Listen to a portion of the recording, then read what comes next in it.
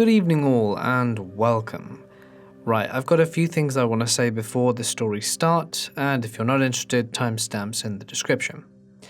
Firstly, thank you to everyone with all the recent support. My grandma was in a lot of pain, but she's actually in the operating theatre right now, so hopefully everything goes well. I never actually mentioned where she fractured, but it was her arm, her forearm, I think, like her elbow. She's got a nice chunk missing from her elbow, so yeah, that's pretty horrible. Hopefully today it gets fixed. She's got to have titanium rods, like some titanium rods, like put into her elbow and all kinds of other stuff. I don't really like talking about it. Secondly, there is currently a blackout on Reddit. So I source nearly all my stories from Reddit when they're not submitted by you guys.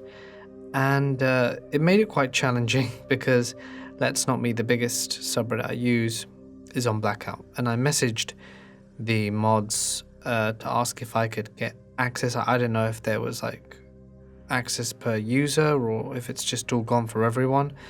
But they respectfully declined because the stance is important. If you want more info on that, you can check it out. Just go to Reddit and try and get on Let's Not Me. We'll say why you can't access it. So yes, all of that has happened. So I was going through my topics and I thought, hey, hospitals, that's appropriate for what's going on right now. So today we've got some cool hospital stories. None from Let's Not Me, don't worry. I'd also like to add that my friend Warren from over at the channel of Warning to the Curious and I have done a video over on his channel. I narrated the story. It's about black-eyed kids. I think it's pretty good, and if you want a little bit of extra content from me, you can check it out. I hope you do. Link will be at the top of the description and at the end of the video. But for now, it's time to get comfortable and let the darkness take control. I worked at a hospital, doing transport for a few years. The transport home base was in the basement of the hospital, where all the laundry is done and supplies are also sorted there. I hated working late nights after this incident. On this particular night, I was the only one in the basement when I heard whistling at the end of the hallway by the elevator. I poked my head around the corner, expecting to see my only co-worker on duty that night, but there was absolutely no one there. I shrugged it off. I'm not easily spooked. Nights are slow, so I ate some snacks and hung out in the break room for a bit. Next thing I know, I hear a loud bang. I walked into the hallway, and a bed is rolling down the hall, bumping into the sides. At this point, I just think my co-worker's messing with me. I radio him and he says he's upstairs in the cafeteria. I still don't believe him, and I'll catch him in the act. I walk past the laundry room, and the machines start. I pop my head in and expect him to find him there, but it's completely empty. Okay, I'm starting to get a little nervous. I walk into the laundry room, and the machines completely stop. I freeze, then run out and head towards the elevator, when I hear whistling again. At this point I know I'm the only worker in the basement. As I'm standing there waiting for the elevator, things start falling off the shelves down the hall. Boxes of gloves, tissues, packets of tubes. I'm literally standing there watching them fall off one by one at the opposite end of the hallway, and I kid you not, my entire body broke out in goosebumps. My hair stood on end, and I had this strong gut feeling of being watched. I was not alone. As I'm getting onto the elevator, I feel what felt like someone brushing my arm. I went upstairs and found my co-worker in the cafeteria, freaked out to him and got the hell out of there and transferred soon after. The creepy thing to add is that while I usually whistle mindlessly to myself while working, it was almost like the spirit was mocking me. Creepiest feeling ever. I work the evening shift at a hospital that is believed to be, at least by 90% of the staff, haunted. I'm part of the 90%. You see, there have been horror stories about every building, floor, and pretty much every part of the campus. I mostly wander around alone as a housekeeper, and that makes it much worse. At least when my mind is on it. Usually I try not to think about it. My personal experience was back in the ultrasound wing of the radiology clinic. By the time I get around to that area, the lights automatically dim, and there isn't anything I can do about it. It's always spooky back there at night, so I usually just get done with what I need to do and move on. The place is kind of shaped like a J, like a long hallway that curves around. On the inner side of the curve, there's a dressing room that opens up to a mammography suite, and then opens again at the top of the J. If you're standing at the bottom of the J, you can see through the doors of both rooms to the top of the J. I was standing back there, trying to bag on my cart, when something moved in the corner of my eye. I looked up, and through the dressing and mammo rooms, to the other doorway opposite me. I vividly remember it like it was yesterday. A male figure walks past the door right before my eyes. I literally watched it amble slowly across my field of vision. There are no male ultrasound techs here, and it was not my boss. It looked like it was wearing dark clothing, had long hair, but was definitely male. I snapped out of it and ran over to see if some freak had wandered in, but there wasn't anyone. I grabbed my stuff and ran out without finishing all the work, 'cause screw that. Another story, which isn't my personal experience, comes from the second floor of the hospital. The second floor has nothing but offices and computer labs, all adjacent to one corridor that spans the entire length of the building. On one end is a set of elevators, and on the other, a pair of double doors that opens into a computer lab. This floor is infamous for being the domain of something the workers affectionately call Matilda. The first story I heard about her was from a co-worker who knew someone who worked on that floor. He came in for whatever reason doing office stuff and was going home late one night. He walks out of the office and starts towards the elevators when something catches his eye, so he turned towards the computer lab. At the end of the hallway, there was what looked like a patient peeking into the lab. He walks towards her and asks her who she is and what floor she came from. She turns around, and she has no face. The office guy is frozen in place, scared out of his mind. He wants to run away, but he doesn't want to turn his attention away from whoever or whatever is staring him down at the other end of the hall. What does he do instead? He closes his eyes as tight as he can, and after several seconds or minutes or however long it was, he opens them, and she's gone. He says he's never ran as fast in his life as he did that night, straight outside without ever looking back. Another Matilda happening was when one of the managers left a tape recorder going in his office, also on the second floor, because he wanted to see if he could catch any weird noises or voices. The next day I'm walking by his office with a co-worker, and he calls us in there and plays the recording to see if we hear it. After forever with nothing, a faint voice comes in and says, "Turn it off." That was spooky as hell. I've got another story. I'm in the MRI suite right now where my friend, Sandra, told me she had a scary experience. Like the ultrasound area, MRI can sometimes give off a creepy vibe. I've never seen anything back here personally, but Sandra has. She told me about a time where she had come in late one night to prep the MRI.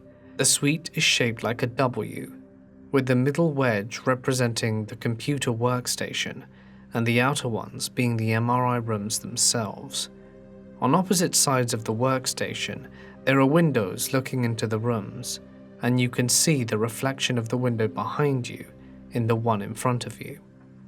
She was back here alone that night, prepping the machine and half asleep.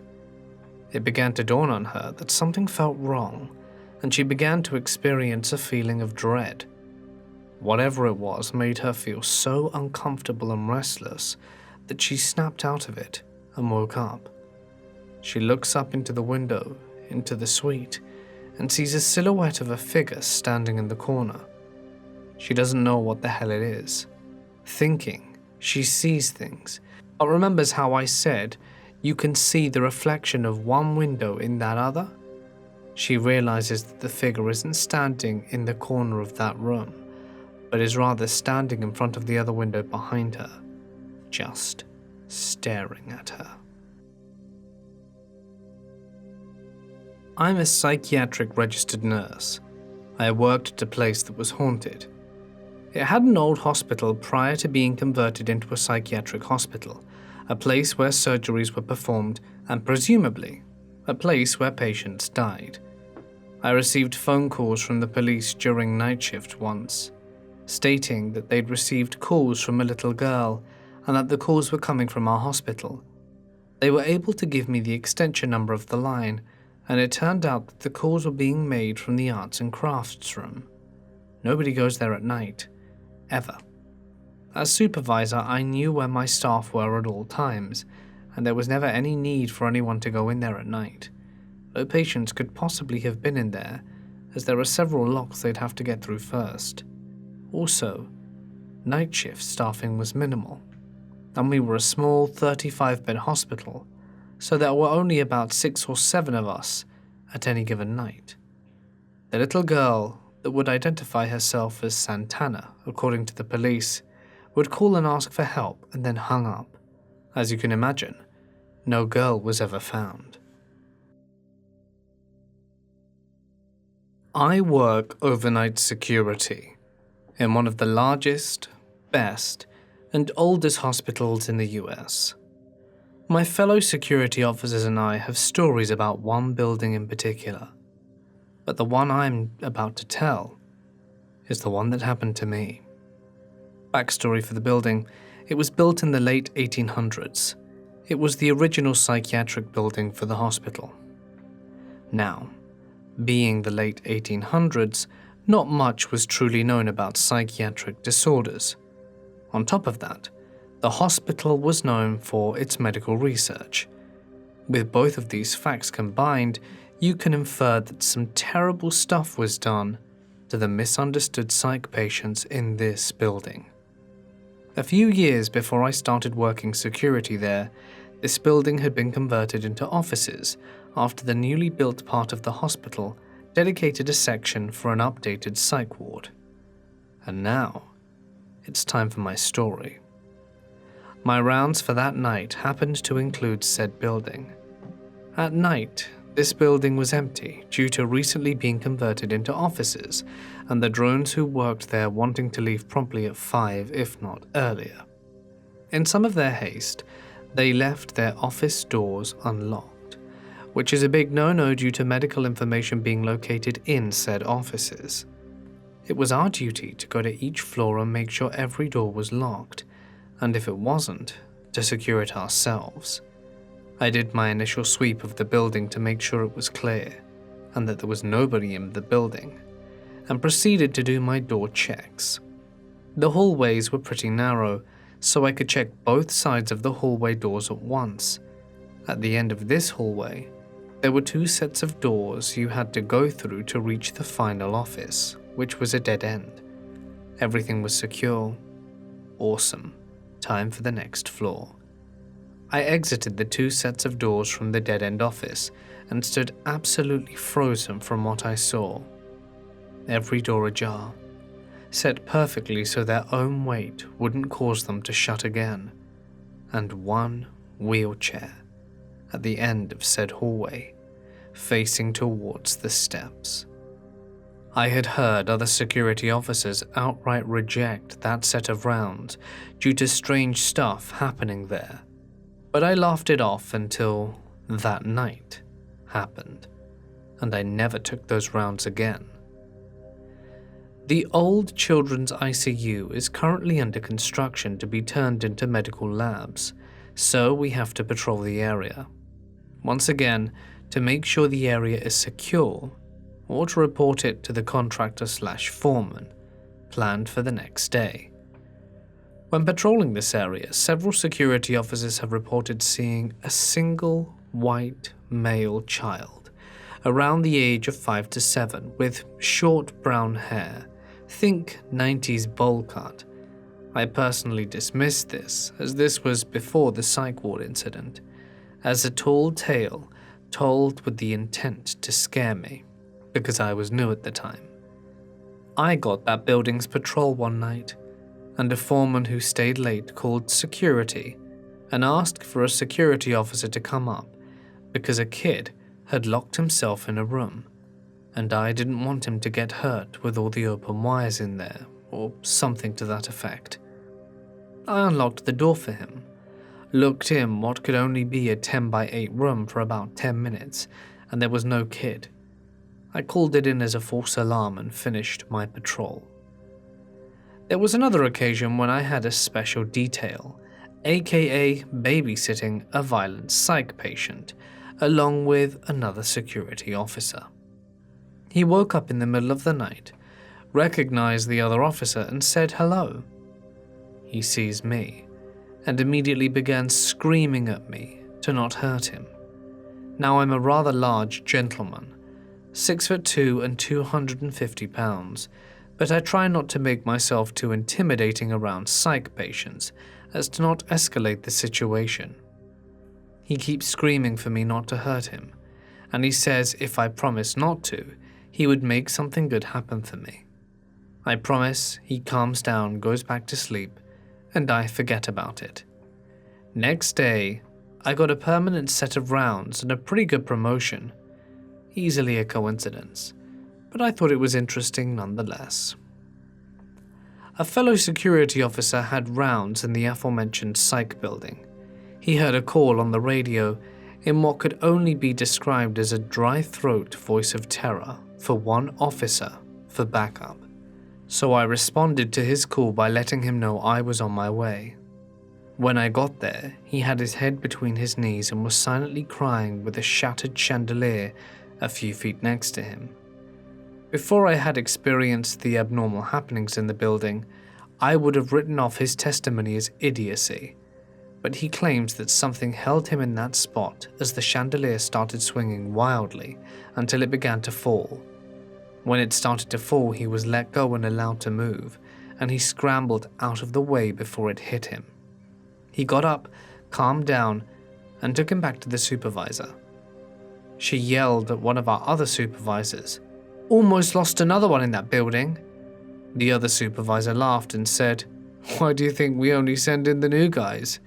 You know I don't even like going there." That guy is my roommate, and always hates when I bring up that experience. A long time ago when I was 17, I was fresh out of CNA training and pretty naive.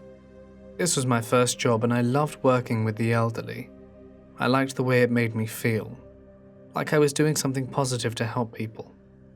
One thing they don't train you on is the strange and unexplainable things that you will see. It started off as just another quiet night, with nothing going on. We were sitting in our nursing station and everything was quiet, and the patients were all sleeping. It was about mid-shift, around midnight, when I heard it. A loud, eerie moan from down the hall. A lady called Mary. The other CNAs had told me about her, that sometimes she would just wake up and start moaning, like she was incredibly sad or mournful. Before I could get down the hall, she had moaned a few more times. I was heading down to her room when suddenly the fire doors slammed shut. It made me jump because there was nothing going on that would have caused them to close like that. There's no fire alarm, no smoke I can smell, then why did they shut? It was so unexpected. I stopped walking to look around, and I looked around to see who else could have done it, but there was no one there. Just then, the other two CNAs on shift came to see what was going on. The doors to the other two halls had shut as well. We decided there was no fire, but we did a round on each hall just to make sure. As I was doing my rounds, I got to Mary's room and saw she was awake. The only patients we found who were awake, and no sooner had I started helping her did she start moaning again, and I couldn't believe it. In my short time working there, I had never witnessed her behave like this before. This little old lady didn't speak, was bent and stiff from arthritis, and light as a feather. How could such a small, frail lady make such a huge noise? After I finished helping Mary, I went to the next room on my hall and found that the lady in that room had passed away. As soon as I stepped into her room, Mary stopped moaning and didn't make a peep for the rest of the night. I quickly notified my nurses and started getting her ready, and called the family to come and pay their final respects. As I worked, I wondered, could she have been trying to let us know? How could she have known? To this day, I don't know how she knew, but each time someone passed away, she would moan until the person was found, and the fire doors would shut on each end of the hall. During my younger years, I worked as an ME's assistant in a small town out in the boonies. We had little to do, mostly car accidents, the odd workplace death, once or twice a suicide, and of course anyone dying in medical care because that's the law. As death professionals, we were the least superstitious people on the planet. We knew that dead people are dead. We don't have the usual fear of dead bodies and gore, and those who come to us as fresh new employees shed whatever fears they have and move on quickly.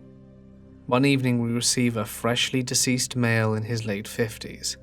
The man had been hauling freight from Galveston up into the heartland on an 18-wheeler, apparently done his body no service with a mix of trucker speed, smokes, fatty diner food, and beer by the barrel, and one night it just all caved in on him, leading to the cleaning staff of the motel he'd been staying at to find him when he didn't check out. The autopsy had already been done a few days ago. The cause of death was determined, and he'd been moved to one of the walk-in coolers we used to store bodies for transport home. They walk in with this big industrial cooler that they use in restaurants or warehouses with those rubber curtains and a massive lockable door. I grabbed the key from the ring to tag the body and bag it for transport.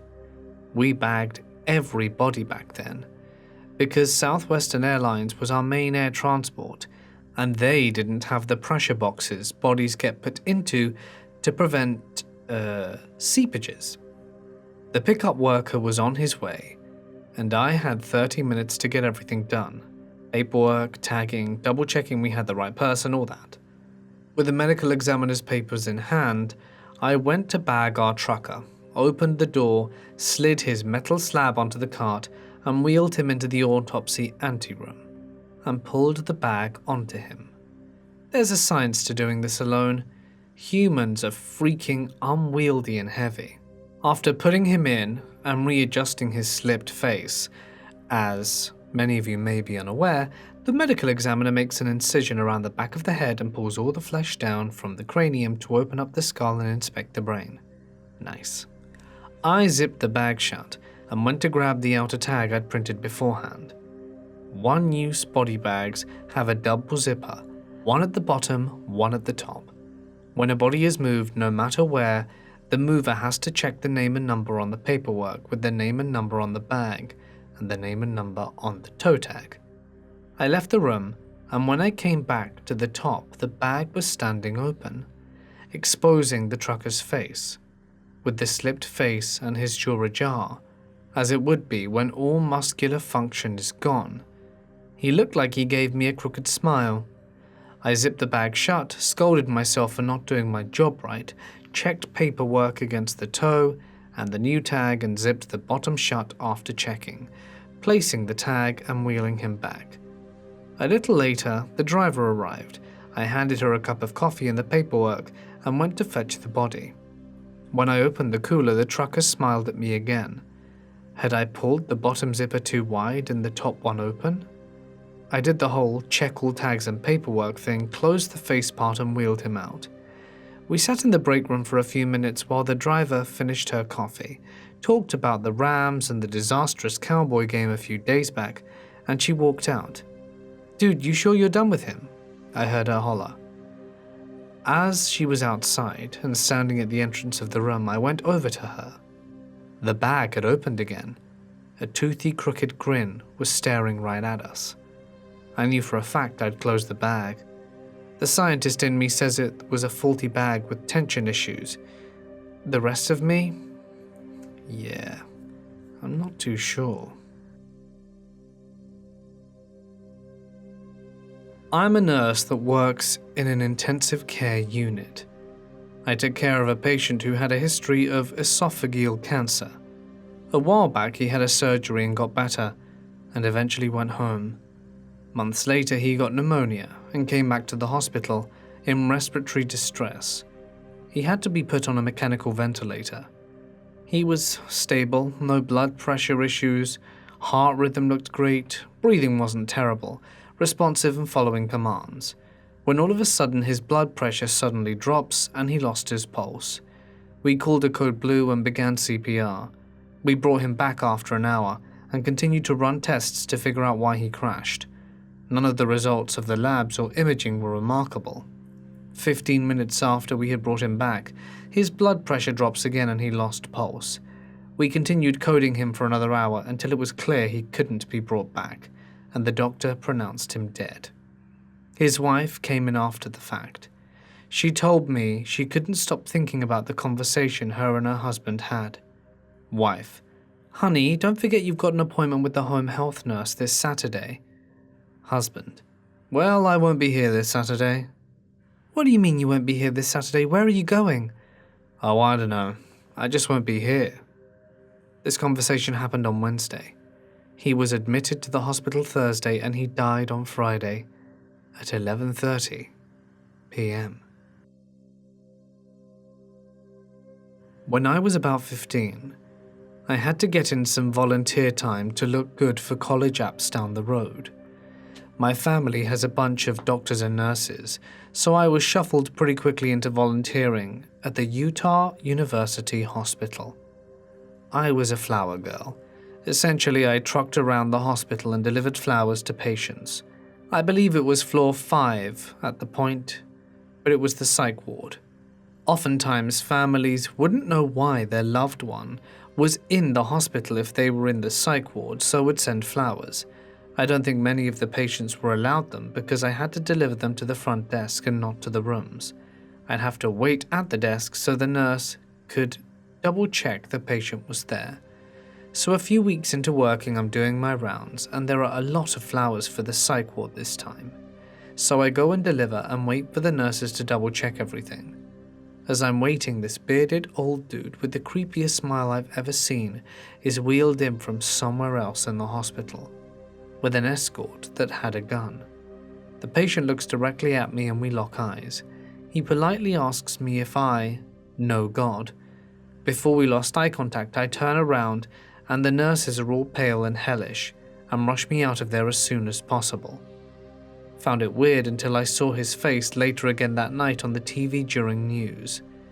Dude was the guy who had kidnapped Elizabeth Smart, and while I am not the stereotypical platinum blonde Mormon girl, I'm a skinny mini with dirty blonde hair and blue eyes, so I'm sure he was more than happy to see me. My great-grandmother and her 2 sisters were very close. In fact, they passed away in the same year, in the exact same order of birth: Aunt Mary, Grandmother June, and Aunt Sally. Well, right before Aunt Sally died, we went to visit her in the nursing home. She was pretty far gone, having late-stage Alzheimer's, so she had been bedridden and unable to speak for 2 or 3 years. We did our usual visit of sitting and talking to her. We stayed about 2 hours, then left. We get a call the next day from her nurse to tell us that she had passed in the night, but told us something strange. She said that she went to check on her around 1 in the morning, but as she got to the door she heard my aunt speaking, saying, "Mary, do I look okay? What do you think, June? Am I ready?" But when she went in, Aunt Sally was still laying in the bed, but she had a soft smile on her face. Her nurse came back in 2 hours later, and she had passed. I am a nurse, and generally work night shift. although I've never experienced any weirdness. And come to think of it, I did work on an ex-tuberculosis wing. Before I worked at that hospital, I worked at an Alzheimer's facility. We had a patient that passed away, and I had a co-worker tell me that alarms would go off, the doors would slam, lights, you name it. So one night I go down that wing. The only patient in it had been the one that had passed, and it was built a few months prior. I'm restocking and the lights turn out, and a door slams. I come out angry and head back to the nurse's station to find the girls had no idea, but they told me so. I called a friend that had been sensitive to that stuff and asked her to come and just walk around with me. She came and I gave her no context. I just told her it was weird. She walked through the entire building and came up to the very room that had been haunted, and she nailed it down to a T. She explained the person who didn't like that her chair was missing. She meant no harm and just felt very territorial to the room. The girls at the nurse's station were ecstatic. They weren't crazy, but more ecstatic.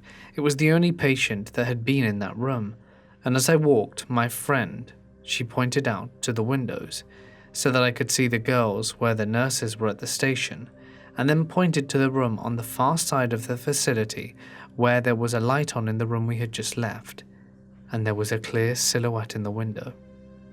Still makes me weirded out in a good way. Now, back to work in the freaking hospital. We also have a tunnel system and scary Silent Hill Hall rooms with archaic medieval devices. Why has nothing even remotely spooky happened to me is baffling. The details my friend gave were a woman with short hair in her 80s named Cleo. And as for my friend being sensitive to stuff, she's always had weird reactions, like if sensing something can walk into a room and will break out in hives almost instantly.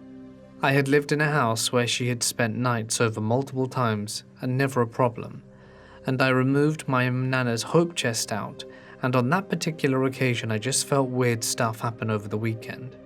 Tarot cards spiraled on the floor, candles aligned in bookshelves, etc. She came over, barely stepped in, broke out in the rash, and told me she wasn't welcome. Before we got to my room, she asked me what I took out of the house, and that I shouldn't have played with my tarot deck I picked up. I told her that I'd got some tarot cards and had been playing them for about a week. In the process of this, a bunch of coats and hangers came down from my makeshift closet on top of her. She left, told me she wasn't welcome, and told me to bring whatever was taken out back immediately. And to this day I still have my nana's chest in my bedroom. About 2 years ago, my then girlfriend and I were in a pretty severe car accident. We both had concussions and whatnot. It was crazy. While we were there, which was a few hours at least, I saw what must have been a homeless brawl gone horribly wrong, or right depending on perspective. One of the guys literally had a broken beer bottle lodged into the side of his skull and was very badly cut all over. It was hard to grasp the whole situation because his whole face/skull was covered in blood, and he was screaming. It took several police officers to hold him down while the doctors gave him what I assume were sedatives. The other homeless guy came in another ambulance a few minutes later with 2 gunshot wounds, according to the police officer I overheard. I didn't see much of him, but I knew he was alive because he was babbling incoherently as he was carted in. Anyway, this is probably business as usual in the ER, but none of my other visits there in my life were nearly as dramatic as what I experienced that night. This happened before I was a doctor, but there was a lady on the psych ward who had really severe postpartum depression and ended up taking the life of her child. She wound up having a persistent psychotic state as a result and subsequently was totally out of it. Some douche therapist thought that giving her a baby doll to help her grieve may fix things.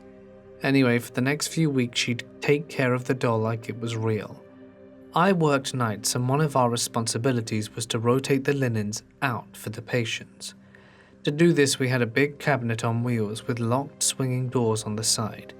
My buddy goes to change out the linens, and when he opens the door, the baby doll swings out, hanging by the sheet from its neck. It was easily one of the most unsettling things I'd ever seen. I work in a large neonatal intensive care unit. We admit a lot of babies from our L&D and also pick up from many hospitals within a 150-mile radius. I've seen a lot of tiny babies, a lot of drug babies, and a lot of abnormalities, like babies born with their intestines outside their bodies. That being said, the worst thing I've ever seen was due to baby formula. The baby was born completely healthy. The mum was healthy. Everyone went home happy. The baby was admitted to us some time later with multiple symptoms. After some questioning, it was discovered that the mum had been feeding the baby twice the amount of formula she was supposed to. I guess she couldn't read English very well, and when she asked someone to read the instructions on the formula, they gave her the wrong amount. So every time baby was fed, they were getting double the amount of nutrients and vitamins. This caused the baby to start feeling not so great, cry more often, and every time the baby cried, the mum assumed they were hungry and would bottle feed. The cycle continued until he was admitted. At that point it was way too late, and what should have been an otherwise healthy baby ended up passing away. Listening to the mum scream and howl, crying, "I killed my baby," is something I'll never forget. I worked as the unit secretary at a hospital for almost 2 years, and asked to work weekend graveyards because it worked best with my school schedule. I saw a guy who got hit by a car going at 45 in a 25 while he was walking home from the library. Half of him went through the windshield before he flipped over the car and slid down the street. He was barely alive, but was a bloody pulp from his head to his stomach and his face was gone. He passed within a few minutes. I also had a guy come in that was stabbed 9 times, but was so high and drunk, all he wanted to do was to fight the cop who brought him in. He wouldn't quit yelling and spitting on him or letting anyone touch him, so they couldn't find any records or get his blood type. They finally just sedated him and stabilized him before life-flighting him to another hospital. Anytime kids or babies pass is absolutely brutal. I worked in a super old hospital as an ICU nurse.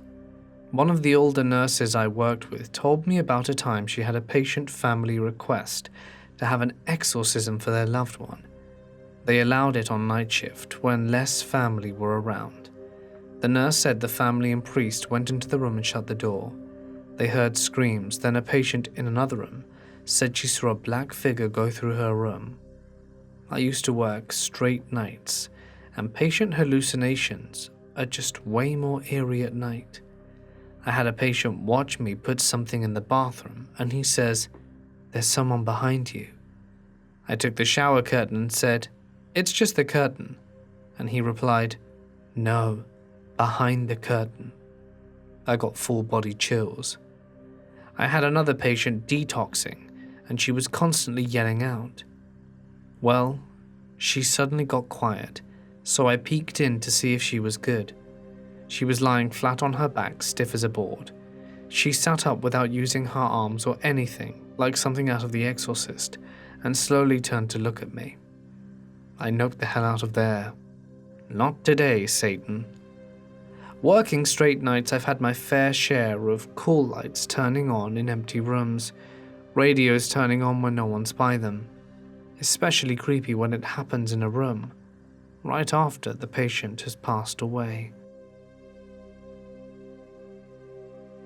Hey guys, it's Mort here. Thank you so much for listening. I do hope that you enjoyed tonight's collection of stories. As I mentioned at the start, let's not meet has closed their doors. I sent a request to the mods. They said no. I think I've already said that. But what I'm trying to get at here is I wanted this video to be a little bit longer, preferably 20 stories, because I appreciate the video isn't all that long. But yeah, I was planning on doing it sometime next week when I got more stories, but you know, I didn't really want to do paranormal again after That's All I Did last week. So I wanted to do something a little bit different, but until Let's Not Meet opens their doors again, I'm going to be hard pressed on the topics I'm going to be able to do. So yeah, I'll keep in touch with what's going on. I really wanted to post yesterday, but everything happened. So again, we're going to have a week of Thursday and Saturday uploads, only 3 a week instead of the usual 4. I hope that's all right. Assuming I don't have another weird thing spring up on me, we should be back to Monday, Wednesday, Friday, Saturday. Well, it's the end of September. No, it's the end of August. Welcome to September, everyone. I think I'm going to leave things here. Thank you, as always, to my lovely members and patrons and coffee supporters. You guys really mean a hell of a lot to me. Thanks, guys.